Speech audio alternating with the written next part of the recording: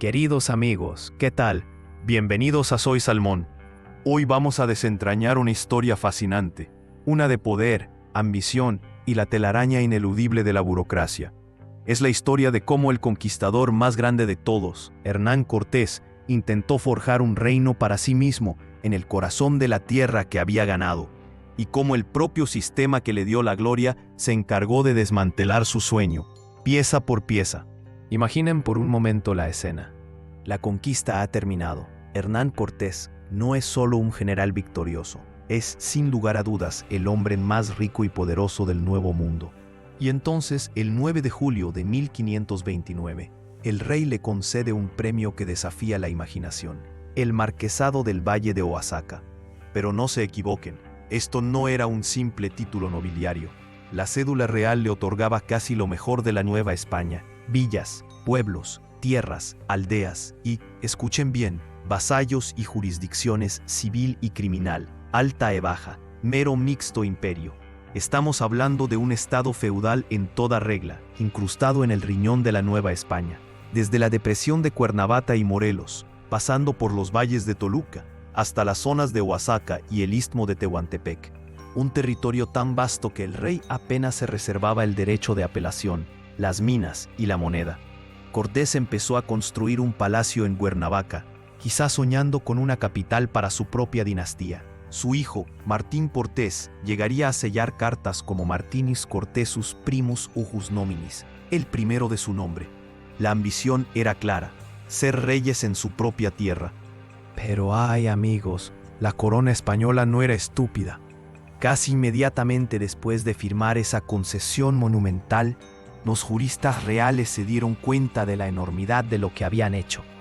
Y con la paciencia infinita de los hombres de ley, empezaron a roerla, a minarla, a limitar su alcance por todos los medios posibles. Fue el inicio de una guerra sorda que duraría generaciones. Lo primero que hicieron fue precisar que los españoles que vivieran en el marquesado no podían ser vasallos de Cortés, dependían directamente del rey. Un golpe sutil pero devastador que impidió a los marqueses fundar villas de españoles que limitaran su poder. Luego, en 1533, declararon que los montes, pastos y aguas debían ser comunes, quitándole al marqués el uso exclusivo. A pesar de lo que decía la letra de la concesión original, la batalla por la tierra había comenzado. Cortés, no lo olvidemos, era un hombre con un agudo sentido para la empresa económica. Había hecho dinero en las islas, criando ganado y con negocios. No iba a contentarse con solo cobrar tributos. Astuto como era, y con estudios de jurista en Salamanca, buscó la manera de fortalecer su patrimonio.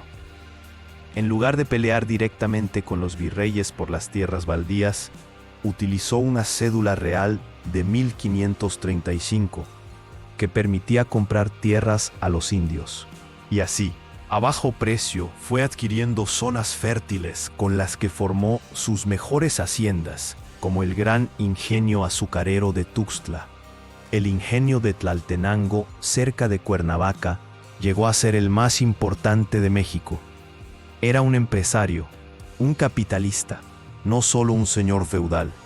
Aún así, no pudo evitar la sospecha de la corona, que en 1550 envió un juez para investigar las tierras usurpadas a los indios de Cuernavaca. Tal era el poder centralizador de la monarquía. La tensión se agudizó con sus sucesores. Su hijo Martín, envalentonado, llegó a repartir tierras en Tehuantepec, como si él fuera el rey. El virrey Luis de Velasco se lo prohibió tajantemente en 1555. Y tras la famosa conjuración de Martín Cortés en 1566, el estado fue secuestrado por la corona durante años y los virreyes empezaron a otorgar mercedes de tierras dentro del marquesado de forma sistemática, como para dejar bien claro quién mandaba. Los marqueses segundo y tercero, acobardados, terminaron por solicitar tierras al virrey como simples particulares. El gran sueño feudal parecía desvanecerse. Pero entonces, a principios del siglo XVII, llegó el cuarto marqués, don Pedro Cortés Ramírez de Arellano, y don Pedro decidió que ya era suficiente. Con un rey menos firme en el trono de España, Felipe III tomó la ofensiva. Denunció a los virreyes por intromisiones en su estado y en un acto de audacia suprema, empezó a disponer de las tierras como si fueran suyas de nuevo. Pero lo hizo de una forma brillante y moderna para la época. En lugar de explotarlas todas él mismo, las puso en pública subasta, repartiendo títulos de propiedad a otros españoles a cambio de un censo perpetuo. En la práctica convirtió el marquesado en un inmenso latifundio, donde él era el señor absoluto, cobrando una renta por cada pedazo de tierra. Era la restauración del poder de los Cortés en todo su esplendor. Pero el gobierno real no se iba a quedar de brazos cruzados. El fiscal de la audiencia lo acusó de usurpar lo que pertenecía al real patrimonio. Y aquí viene la estocada legal, una jugada maestra. El fiscal argumentó que, debido a las terribles epidemias que habían diezmado a la población indígena, muchas tierras habían quedado baldías porque sus dueños habían muerto sin herederos. Y según la vieja costumbre castellana, los bienes de personas muertas sin herederos, los llamados bienes mostrencos, pertenecían de pleno derecho a la corona, no al señor local. Así, cuando el marqués daba ascenso a esas tierras, estaba, en efecto, robándole al rey. El proceso fue largo y tedioso. Comenzó en 1610 y las sentencias definitivas se retrasaron durante décadas. Pero el resultado fue inevitable. El Consejo de Indias prohibió al marqués distribuir las tierras desocupadas. Los marqueses del Valle habían perdido la partida final. La puntilla fue que tras la muerte de don Pedro en 1629, el estado pasó a manos de herederas que ni siquiera vivían en México. Se casaron con duques italianos y abandonaron por completo la administración, dejándola en manos de apoderados. Los descendientes del conquistador se convirtieron en los duques de Terranova y de Monteleone, nobles italianos que seguían siendo de los más grandes hacendados de un México lejano que ni siquiera conocían.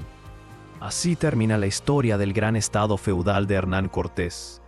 Un sueño de poder casi absoluto, desmantelado no por la espada, sino por el lento pero implacable avance de los juristas, las cédulas, los procesos y las provisiones. Demuestra, queridos amigos, que a veces el enemigo más formidable de un hombre de acción no es otro ejército, sino un escritorio lleno de papeles y un abogado paciente. El conquistador doblegó un imperio, pero fue doblegado por la burocracia.